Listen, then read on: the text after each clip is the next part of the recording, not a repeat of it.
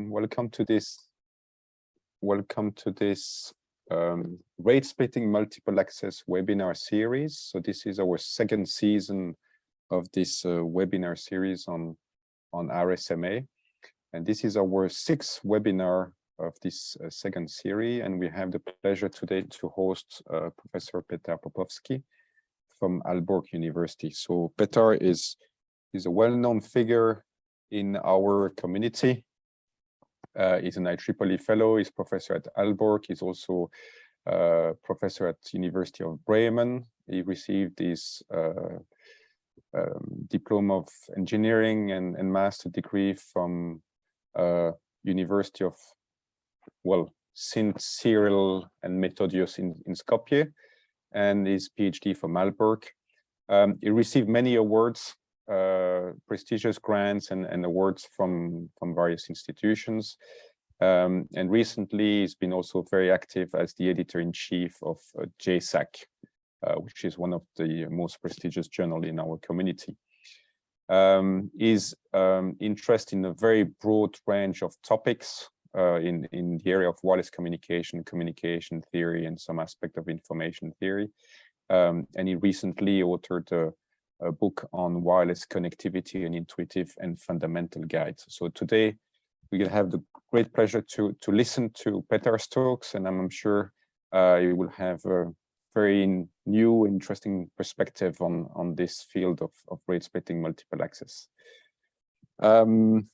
Just 2 words before I hand over to Petar. So the talk will last about 50 minutes and the audience will be muted.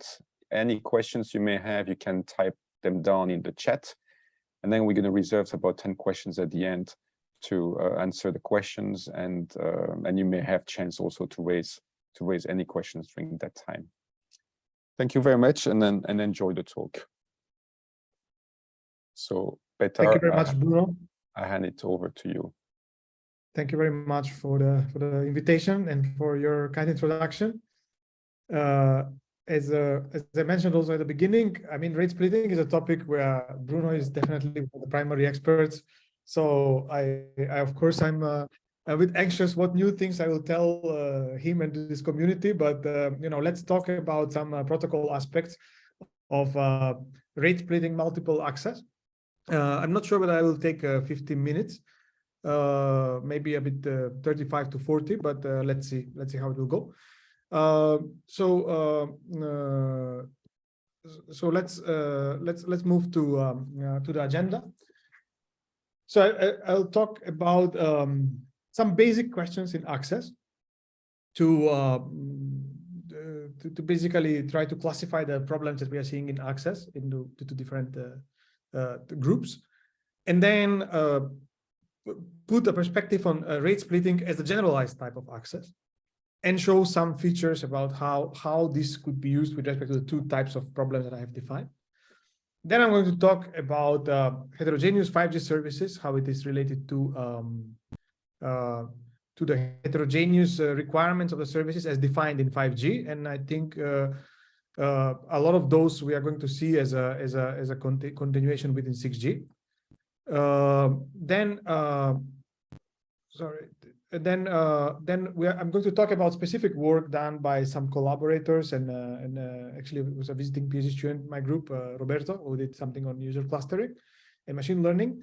And finally, some other work that is related to RSMA, how it plays with intelligence services. So that is not so much about protocol aspect, but it's more about architectural aspects. So how this rate splitting fits with these new architectural elements that are coming in wireless networks. So let's start with some basic access questions.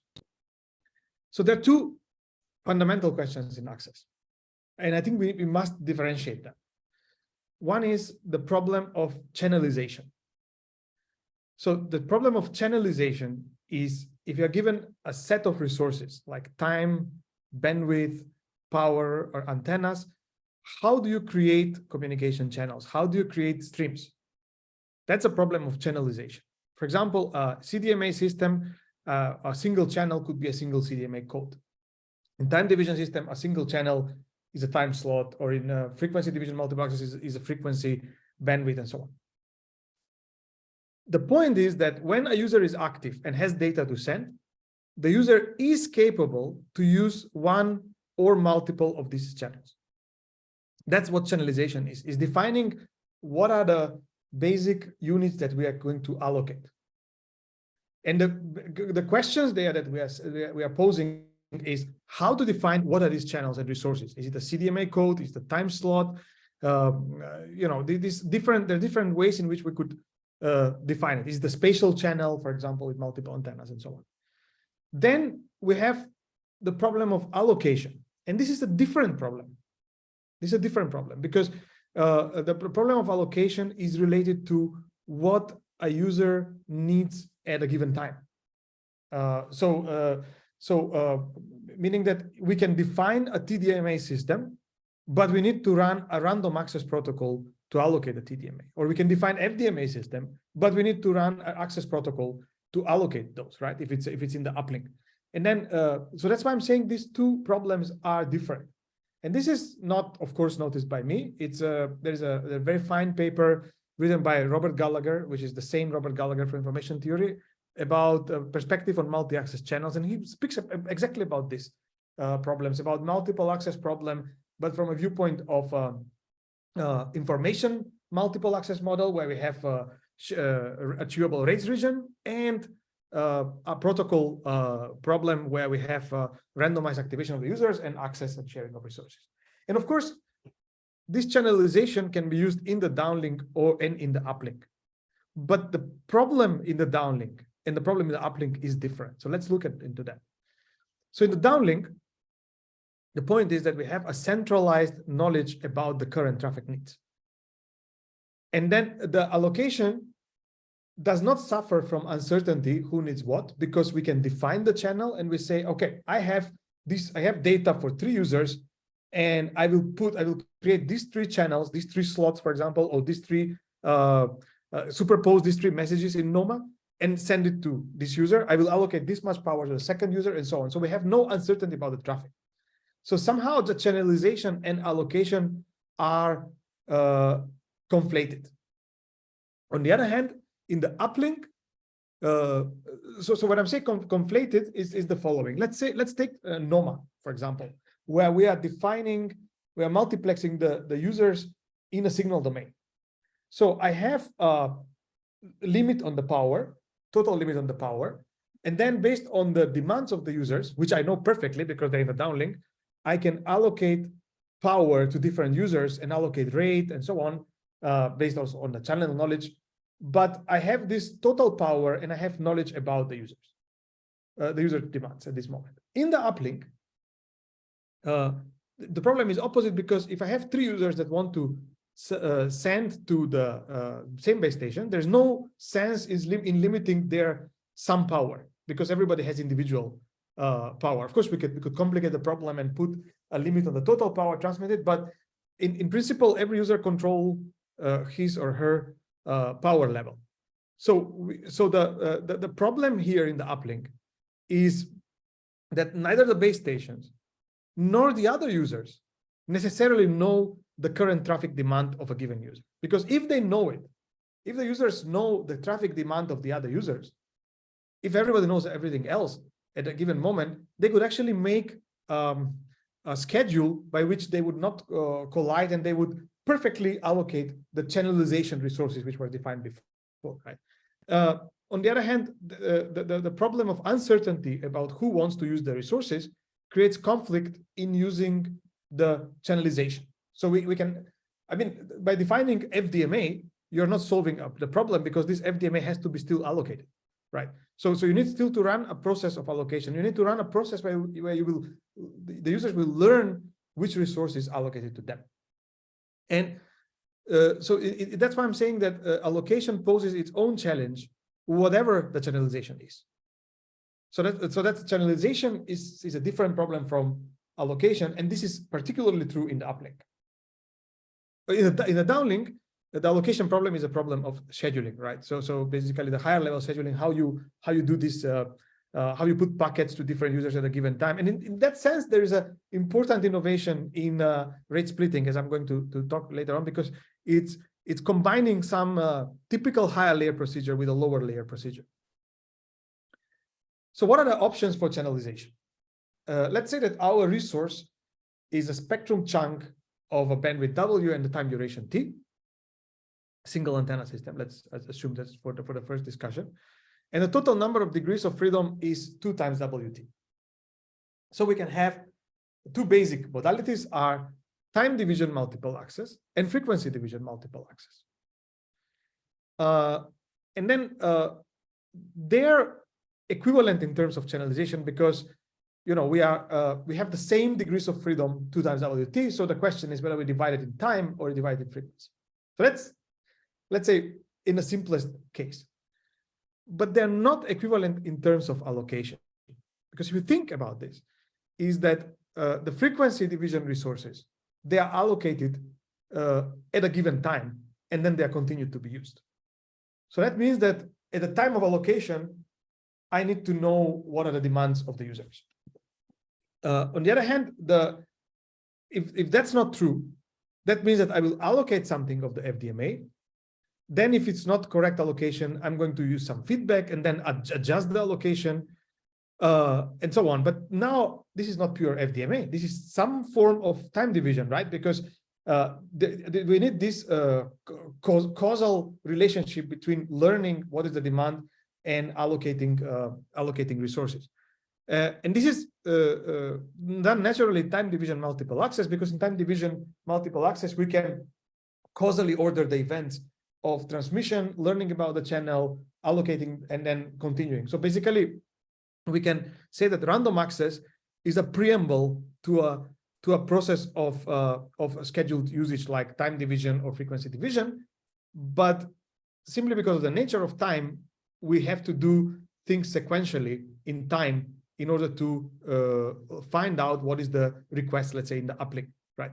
So my point is that if we consider both channelization and allocation, there is necessarily a time aspect in this, which is not there if we just look purely into the how many degrees of freedom are there in frequency division and in time division.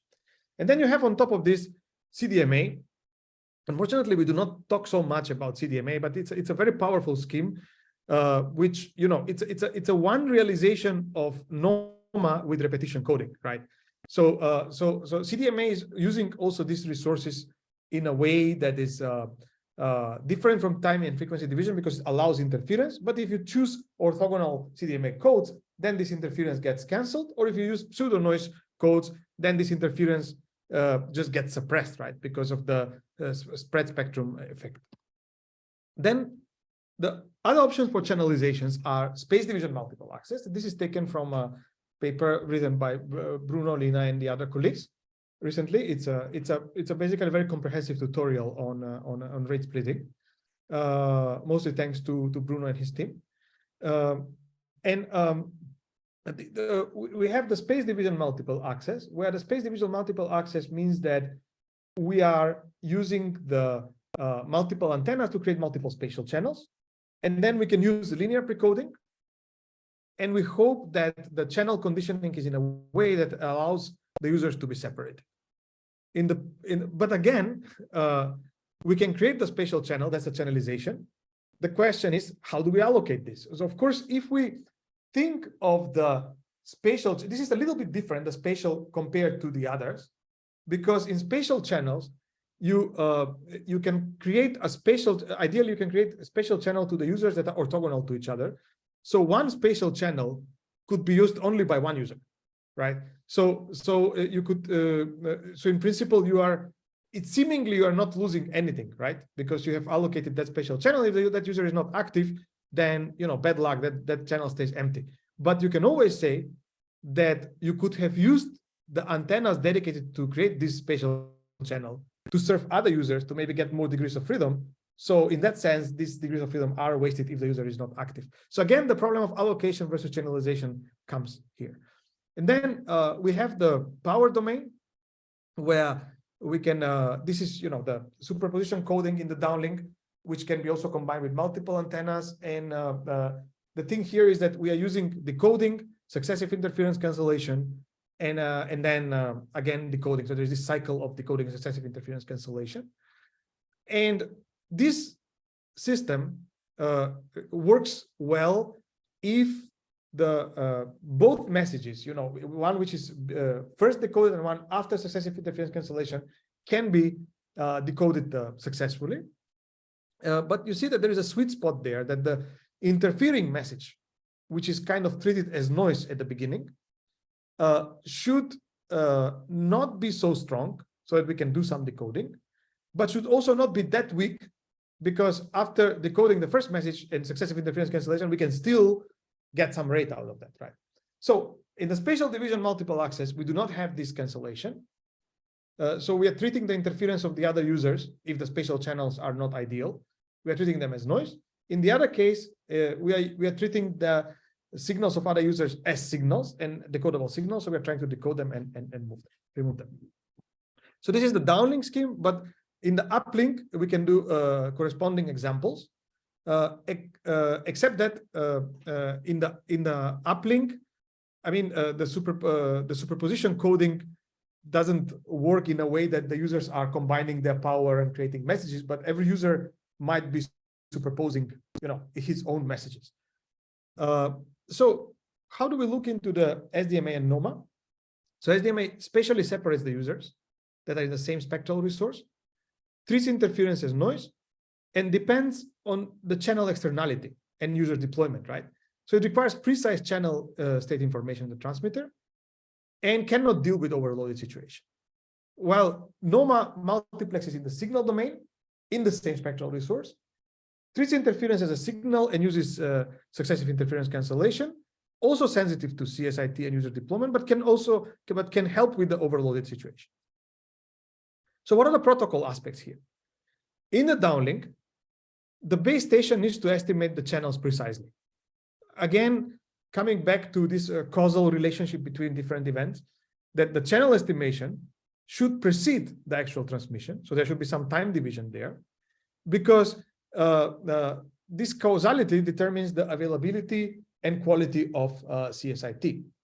So the longer, the more precise the CSIT is required, the larger the channel estimation overhead. So this is an important protocol aspect. That means that if you can cut on the quality of the required CSIT, then in principle, you have some savings in the protocol, savings in time that you could use for something else. And then the order of the coding needs to be part of downlink signaling. So when you are signaling in the downlink, when you're telling what messages are contained, both in terms of spatial channels and in terms of superposition coding and NOMA, you need to tell which signals are present there. So this needs to be somehow signaled, right? And then there is a total power constraint, as I mentioned before, because it comes from a single transmitter. In the uplink, there are individual power constraints. But the interesting thing is that the rate selection needs to be coordinated. So we'll come back to this later on. And we determine who should use the channels through a contention protocol. So let's say that two users are active, want to send in the uplink. So they have to, so if you have this massive MIMO, so what you need to do is find out that these users are active, estimate their channels, which is estimation of the channel precisely is crucial in massive MIMO, and then allocate the channels to the users, right? So in principle, you can combine these three procedures, and this is an opportunity, right? Because you can combine channel estimation, activity detection, and random access. We've done this some time ago about how to do random access for protocols in massive MIMO. I think it's a kind of a blueprint. How could you do these combined procedures for other types of access where you need to resolve multiple things? So in the access besides the channelization. So let's look now at the rate splitting, which is a generalized access. So it brings several important new ideas. It splits the data for a given user into multiple streams. So into multiple streams or multiple channels. Some streams carry data from multiple users. This is an important new idea here. And the underlying philosophy is, I'm sorry, I don't know why this happened. Is there any problem with the slides? No, it looks good to me. Because, okay, I got another presentation that showed up suddenly. Okay, then this generalizes SDMA and NOMA because each of them appears as a special case of RSMA. So as I said, it wants to partially decode the interference and partially treat the interference as noise. And this was originally introduced for interference channels. And an interference channel, as some of you know, combines broadcast and multiple access. So this is the scheme for interference channel from the Han Kobayashi scheme, where we have one transmitter, two transmitters, two receivers. And then this idea of the common message is that you are kind of decoding some message which is not necessarily interesting for you as an end user, but is interesting for the decoding process. And so this is this is one of the bases for rate splitting, that you are splitting the rate into common and private message. This private has nothing to do with security, and it's just facilitating the decoding process and helps achieve different rates in the region, in the rate region. Then, so with two users, how the RSMA would work is that WK is the message of user K, and it's split into common part and private part. All common parts are concatenated, or as it said, packet multiplexing in a common message, encoded as a single data packet. And each private message is channel encoded into a separate physical stream, separate physical layer stream, or separate physical layer channel. And common message is put into one physical layer channel. It should be decoded by each user, treating the others as noise. After the successive interference cancellation, each private stream is decoded by treating the other private streams as noise, right? So the common message is the one where you peel out something of the interference, and you then go inside the common message as a decoder and take the message that is of interest for you, this in the downlink. So there are multiplexing at two different levels. One is physical stream multiplexing, and the other is packet level multiplexing. And from protocol point of view, this is non-trivial, right? Because packet level multiplexing means that you're going to the higher layers and you're telling, create this message, create pointers in this digital message for which one belongs to which user, so that the user can go back and with those pointers decode that, right? So somehow this is taking the functionality. It's a cross-layer technique, which is taking into account the segmentation and some link layer techniques and putting them into the physical layer. So this is a cross-layered control information. And specifically, the RSMA combines packet segmentation and physical layer transmission. Then another interesting point is that the options for common messages increase with the number of users. So if I have 3 users, I can create, in principle, one common message for 2 of the users and one common message for all of the users. So this number of possibilities is increasing. So suddenly the design space that's created by this RSMA really explodes compared to what we had before. Then multicast can be seamlessly included as a common message. So now we can actually, the common message can take 2 roles, not only that is helping the decoding, but it's also that message is of interest for everyone.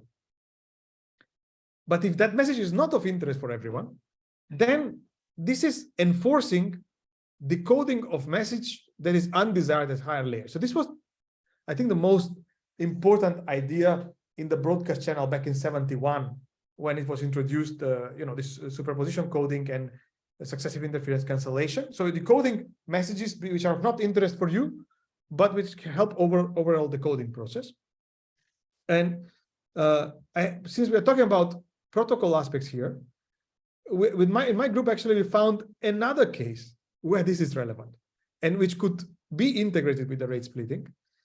So here in a rate splitting and in superposition coding, we are forcing decoding of a message because we are forcing it because it removes the interference, so it facilitates something at the physical layer. But in the finite block length, in Gaussian channel, for example, we have that we have this case where the transmission becomes more efficient when the block length is larger. So what finite block length theory is saying, which is a very complicated one, but one of the main takeaways is the following: that if you have a rate of 1/2, then sending 300 bits with 600 channel uses can be done in a less efficient way compared to sending 500 bits with 1,000 channel uses. Why is that important? Because if I now have a broadcast transmission to multiple users with short packet, then I have incentive to do packet multiplexing of their messages just to make the packet larger. I mean, you don't see this effect in rate splitting, superposition coding. This is purely artifact of finite block length. But it fits nicely with the philosophy of common message transmission. So it's not facilitating interference cancellation, but it decreases the effects of the finite block length. Because, you know, a larger message you can smooth better the instance of the noise that affects the message. So this is, I'm not sure how much this has been explored, but it's an interesting thing to see how under finite block length you could benefit from common message transmission, both due to interference cancellation and due to the finite block length effect. So this is potentially some interesting research problem. Then some protocol considerations for the uplink. There are, first of all, two uncoordinated users cannot create a common message, right? Because if they are coordinated, if they can create a common message, that means that they have some shared information. But the rate splitting is an interesting method that offers a way to achieve the capacity of multiple access channel, but has a different protocol interpretation. So I'm going to talk about that now. So the usual way to achieve the capacity of a multiple access, this is a two-user multiple access channel. The well-known way to achieve the capacity is that you tell how you achieve these corner points, right? So there are 2 points where only one user is transmitting, and there are 2 points where you do successive interference cancellation while using the maximum rate of the other users, of one of the users. So these are the corner points. And then if you read Thomas and Cover proof, what they say is you can use time sharing. So the two users can agree which rate they are going to use for a given time. So they use part of the time use for example, if they use 50-50, they operated these 2 points, so then the rate that they're going to achieve is equivalently coming in the middle. But from an allocation point of view, this requires coordination of the time division between the users, right? Because if we do not know which user is active, then the users, we can, like in a random access scenario, so we cannot really coordinate the users because the point is to find out who is active. So both users need to know the schedule. That's the important thing. So let me just dig a little bit into this here. So if we have two users, one has capacity C1 and the other has a capacity C2. So if one user attempts to transmit at his capacity, which is C1, and the second user tries to transmit as her capacity of C2, then the operating point is outside of the capacity region. And that's what we call in protocols collision. So generalized way of collision, to talk about the collision, is that if you have a collision, you're just lying outside of the capacity region. So that means that we have to have a retransmission. And this is an interesting problem, how you could do retransmission here, because you might not ask actually the users to retransmit their data, but you might ask only one of the users to send something, and then you might be able to decode everything back, right? Because if this is the operating point, then the only of the users, then the only thing you need to do is just to add sufficiently data for the user one, so that the capacity region can be increased to here in the second decoding, and then the data of second user is decoded. What is the protocol consequence of this? So let's take a different approach here, where the user one selects the rate R1 independently of user two. And the user one can do it being aware only of his single link capacity. So you see, we are not doing time sharing, but user one decides a rate. So now the user, if the user 2 knows the rate R1, then the user 2 can code around that rate. It can split the data into 2 messages. And by doing that, we do the rate splitting, where we decode first x21, where everything else is treated as noise. Then x1 is decoded by treating x22 as noise, and then x22 is decoded without any interference. So the receiver then assembles the segmented message of user 2. So this is equally good rate as time sharing, but here we have a different protocol interpretation, that there is a user that selects a rate regardless of the other user, and the other user codes around it. If you think this is a different system setup, and we actually discovered this back in 2007, why it's useful for cognitive radio. Because user 1, you have a primary user. You have a primary user that has selected the rate, and this primary user, we have published the code books because they are known, they're in the standards and so on. And then there is a secondary user, which is using the same spectrum. So here, basically, we know the channel we know the code rate of the user 1 because that's selected independently. That's a cognitive radio. That's a primary user. A user 2 codes around that, meaning that if the transmitter here selects a power not to disturb the primary receiver, then if this signal is at rate R and if it's decodable, that corresponds to this situation where the user selected a rate, and then the secondary user just can code around it. And this is the achievable rate for the secondary user. You see, when the rate of the primary user is very low, then we can operate at the capacity of the secondary link. So using successive interference cancellation, then this rate goes down. And finally, if the rate of the user 1 is above the capacity of this link for decoding that rate, then that has to be treated as noise. So this is where we are standing. So by using rate splitting, we can actually get into this region here, which I think it was interesting at the time on cognitive radio. So now, so this is one set of consequences of putting rate splitting. So you see, the rate splitting doesn't resolve the problem of allocation, but it offers us other protocol setup, other interpretation of the scenarios, how to choose the rates, and who gets to choose the rate, who gets to code around that rate, and so on. I think that's by itself interesting. So let's look into heterogeneous 5G services.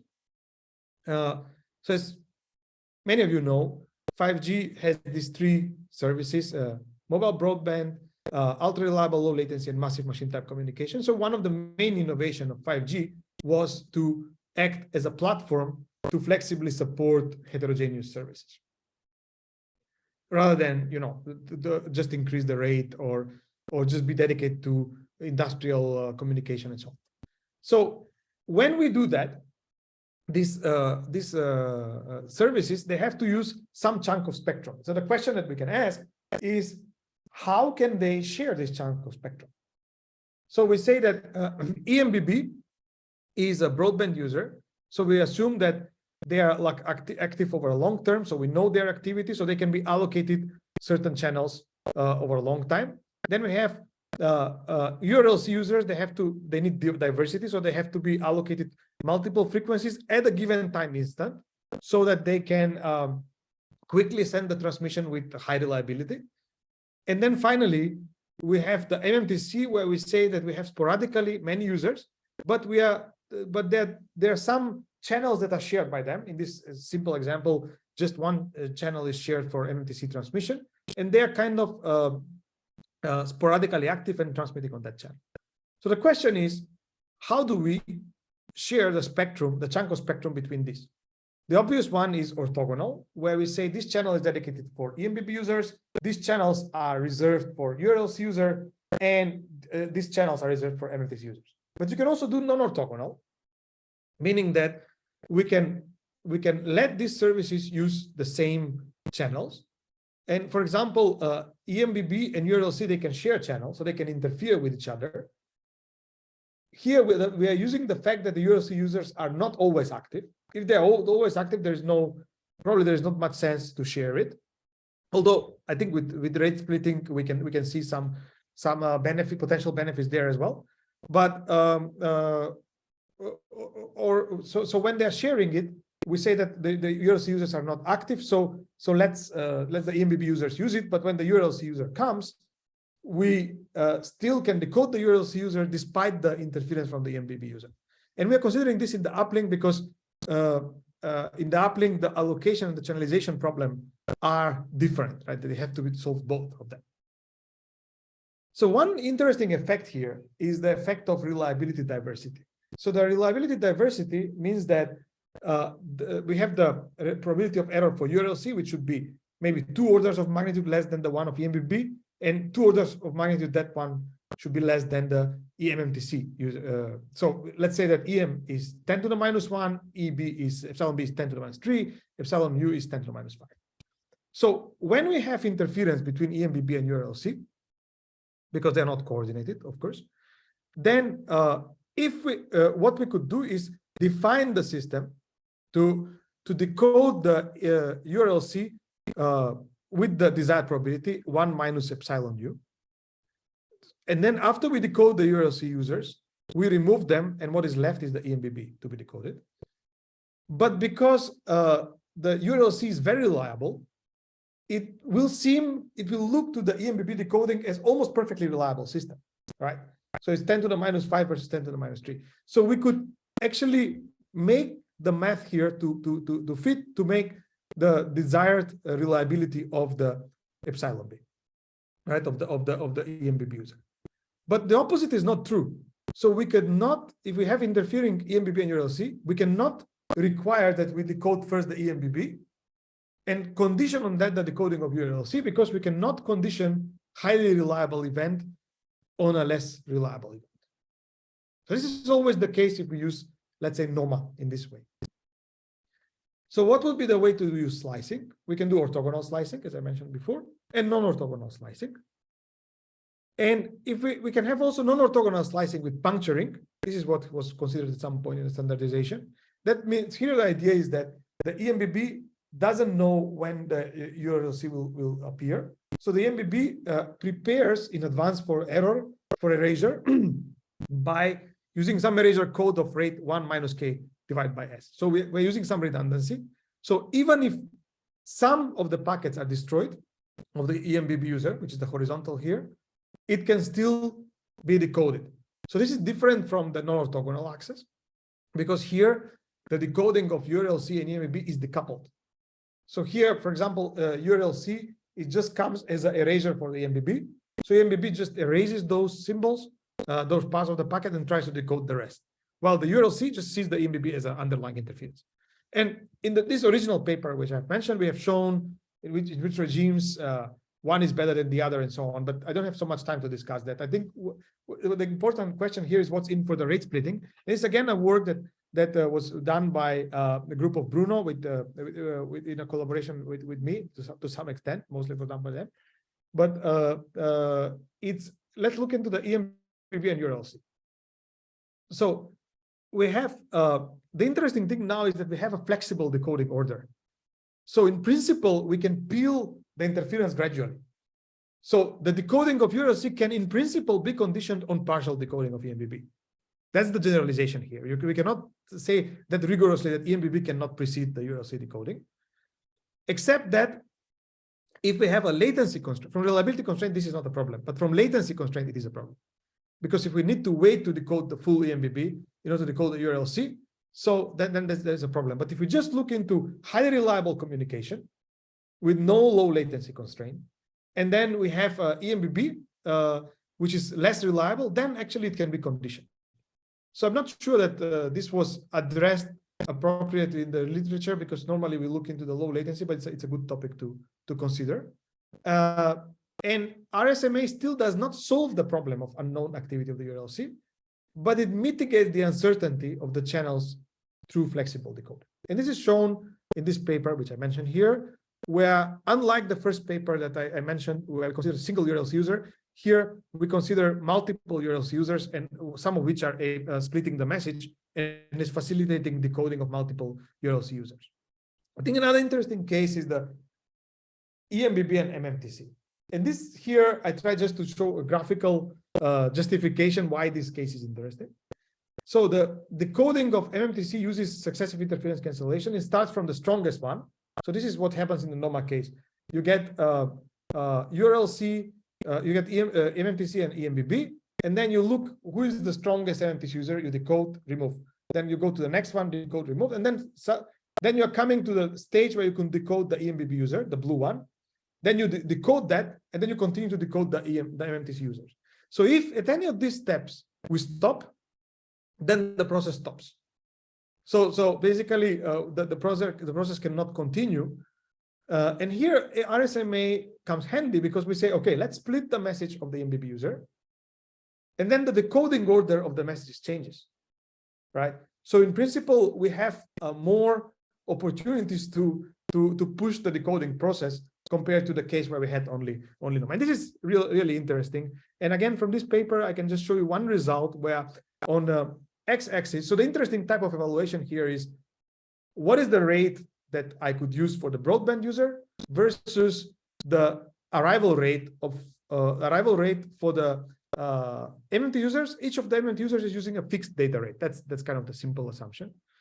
And then the idea is that whenever the broadband rate is increasing, then we are allowing less arrival rate of the MMTC users because they are creating more, because they have to create less interference to be able to decode this high rate, right? And here you can see clearly that the RSMA surpasses the NOMA one, because by splitting the message, it's kind of generalizes the opportunities for decoding and not getting the process stuck. So a little bit about, I have 5 minutes left, so I will quickly go through this last two topics. User clustering. So as I mentioned, when we have multiple users, we have multiple possibilities to do the common message.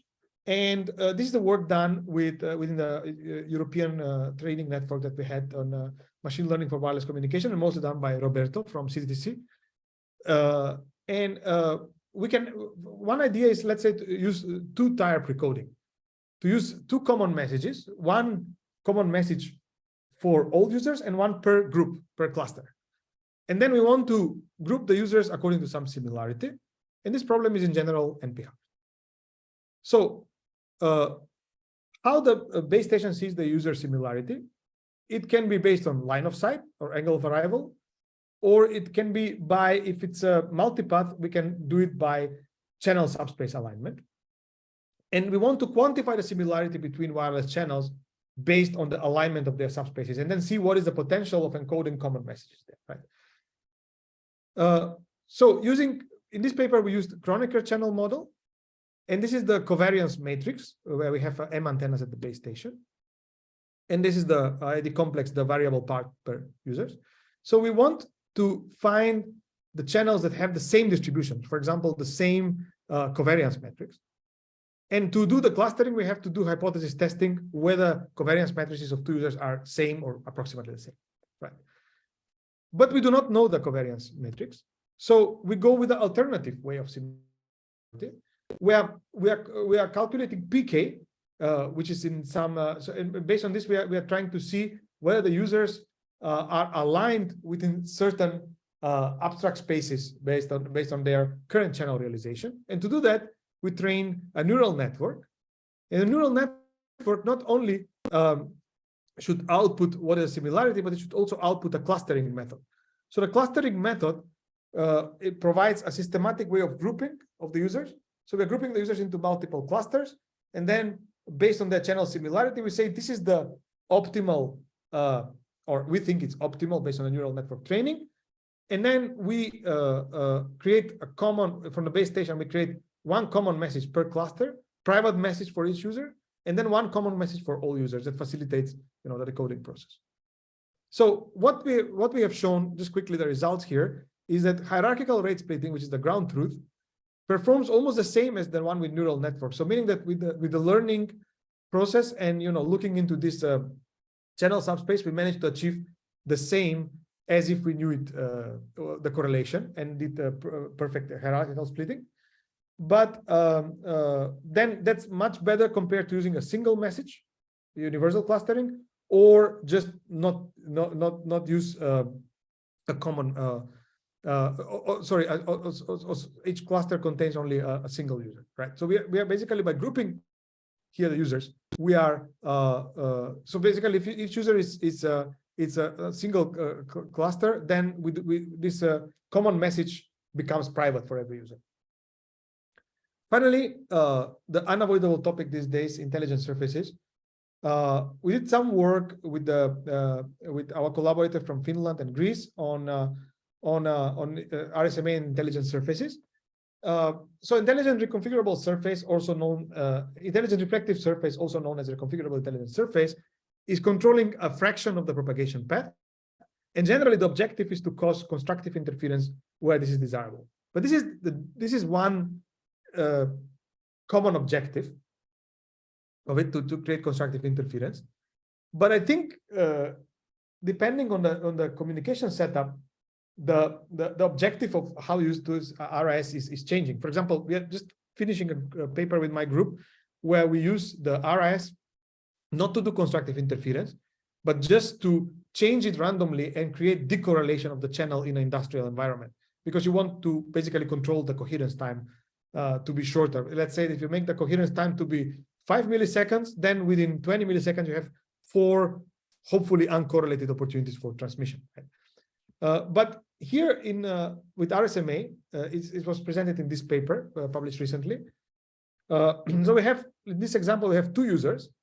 So what we could use the RIS for, how they are matched to the RSMA. One is to enhance the rate of the common message. So basically, I can configure the RISs of the 2 users so that their channels are settled in a way that I can increase the rate of the common message, which is useful, let's say, for multicast. Then I can also make it robust to imperfect SIC, to imperfect successive interference cancellation. And I can also make it robust to imperfect CSI. So this is not a typo. One is SIC and the other is CSI. So just as an illustration, because I don't have 2 minutes left, boosted common message is just showing here that we could select the how it's called, the weights of the RISs in order to lift the rate of the common message to go above the target rate, to the data rate which is selected for the common message. And here you could also define interesting protocol aspect, because, for example, you could decide the rate of the common message and then let the environment configure to support it, rather than decide the common message based on the current conditions in the environment. I think there's a potential for further protocol work on this. Finally, just some conclusion remarks, that RSMA is a generalized channelization scheme, but as I have tried to show, it holds advantages in terms of allocation. So it partially addresses the allocation problem, and I think in non-trivial ways. And perhaps its main strength is the flexible decoding and in-stream rate allocation. I think the packet multiplexing is an exciting protocol idea which combines segmentation and data transmission, and I've tried to show that it also brings a new aspect in the case of finite block length.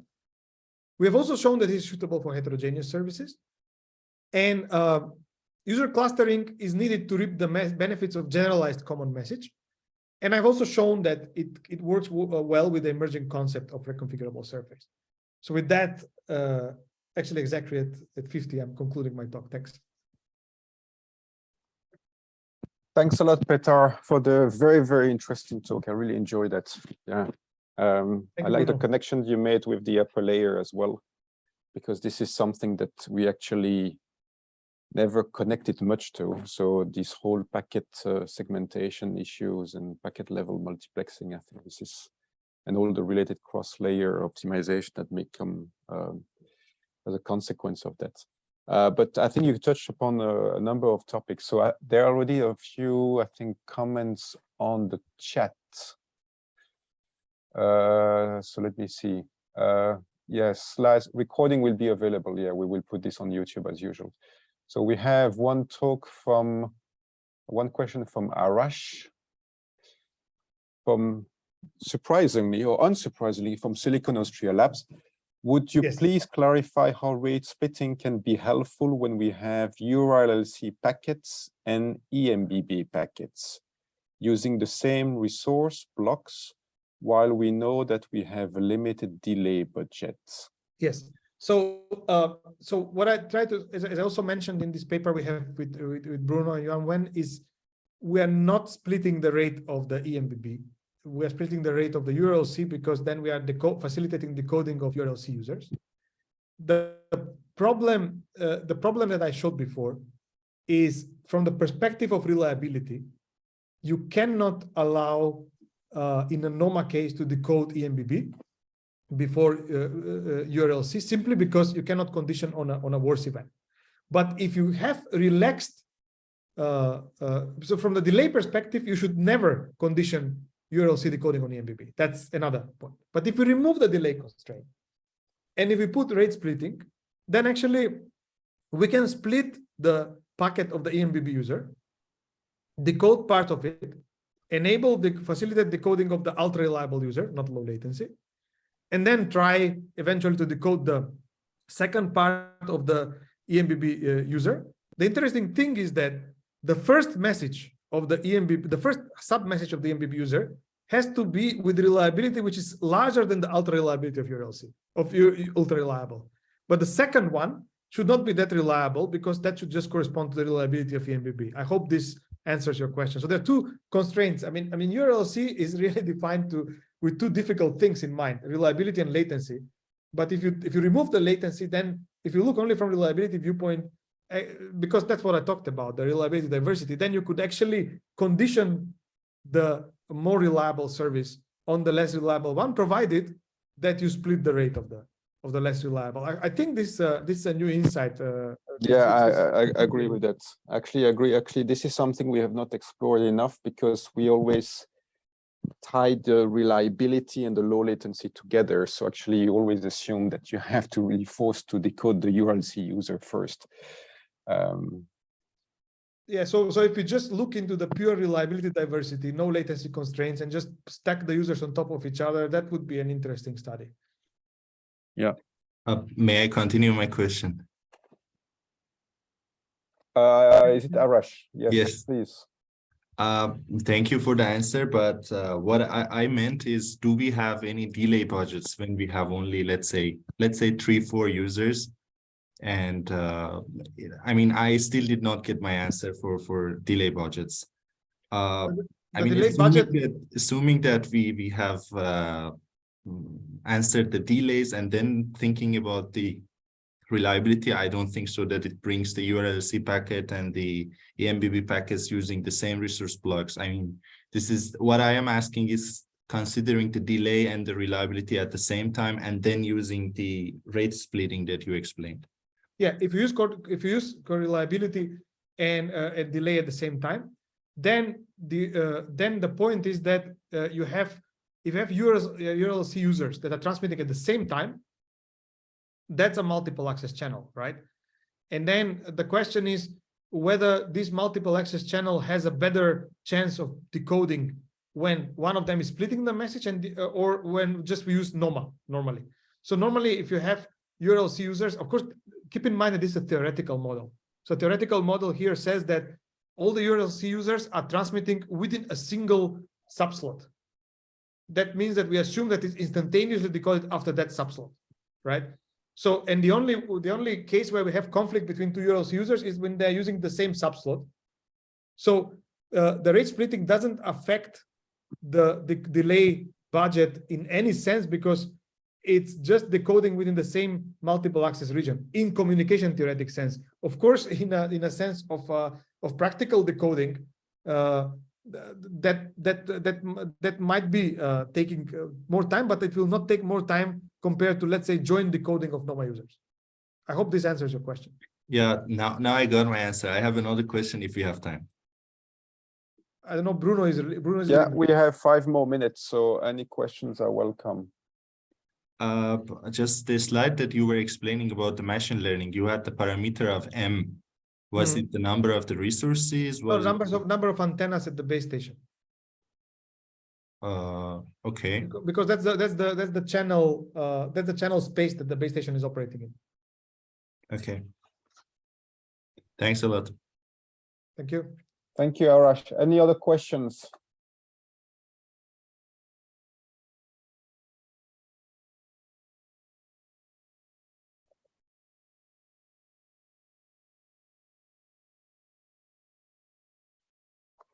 There's one new message. This is from Anup. Yes. Okay.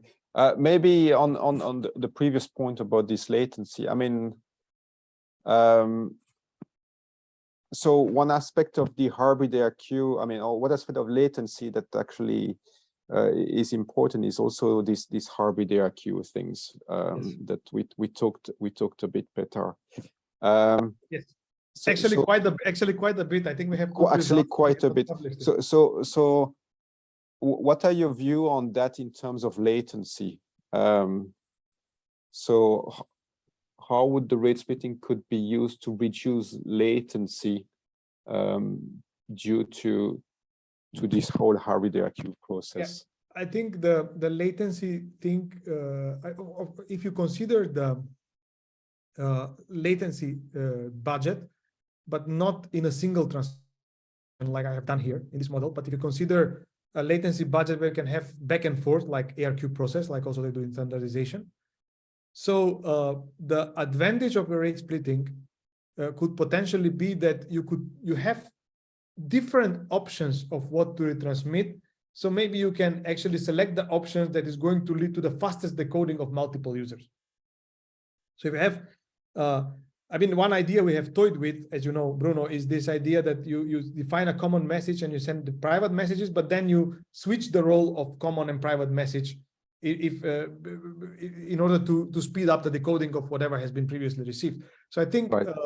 The rate splitting there could be useful if you are looking into the composite latency of multiple users and you are combining their ARQ process together. In that case, I think it can really bring latency benefits. We have observed some benefits there, but I believe the intuition is saying that it enables us to send incremental redundancy for multiple users. Right. So do you think that idea could also be applicable in the uplink case? In the uplink case, yes, to some extent. I think if you, I've never actually worked on this, although I had I always said back to in 2007 that I will have time for that, but now it's 2023, I didn't do it. Is this idea of two users, for example, in the uplink sending. So that means that they are technically outside of the capacity region. Yeah. So if the point is here, let's say if it's below the capacity of C2, but still outside of the capacity region, then in principle, you should just send incremental redundancy that can resolve both messages. And that's an interesting thing, right? So you send the incremental redundancy which for yourself, but that will just bring the whole decoding process further, also for the other message. And it's not obvious, right? Before you see it in this multiple access region. Because normally you send incremental redundancy for yourself in the uplink. Yeah. Petar, I think we had one more questions on the chat. Very interesting talk. Any thoughts on the cooperative scheduling on resource allocations and any relation jointly with RSMA? Yeah, a cooperative scheduling, I mean, probably you mean in the uplink, right? That the users have to coordinate them. This is a comment from Mohammed. I don't know, Mohammed, you want to clarify what you mean by cooperative scheduling? Yes, I can. Can you hear me? Yeah, yes, yes. Yes. Yeah. Thanks a lot, Petar, for a very interesting talk. Thank you, Mohammed. This is Mohammed from Tallinn, Estonia.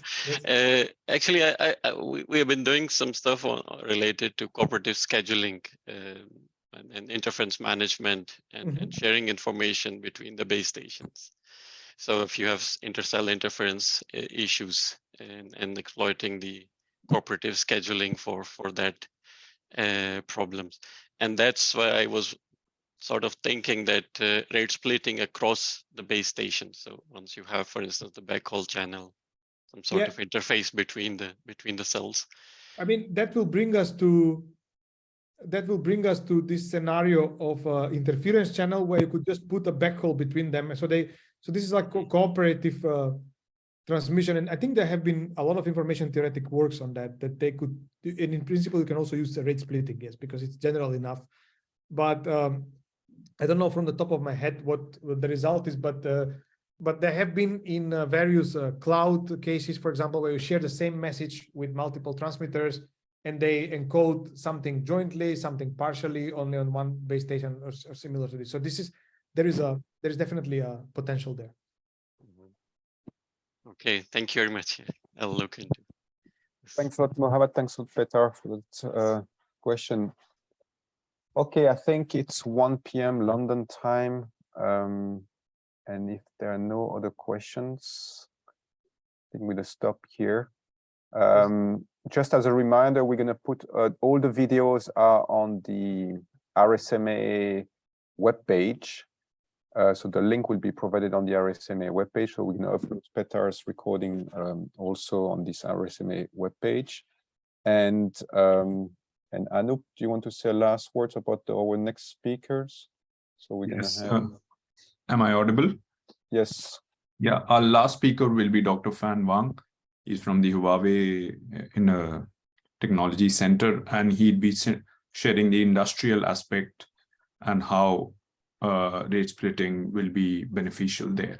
So please tune in. It's next week, Tuesday, and we'll send out the posters and the advertisement. Okay, very good. Petar, thanks a lot again for your great talk. Thank you very much. Thank you. Keep in touch by email and looking forward to seeing you face to face in the near future. Me too, very soon. Thanks. Bye-bye, Petar. Bye-bye. Thank you all.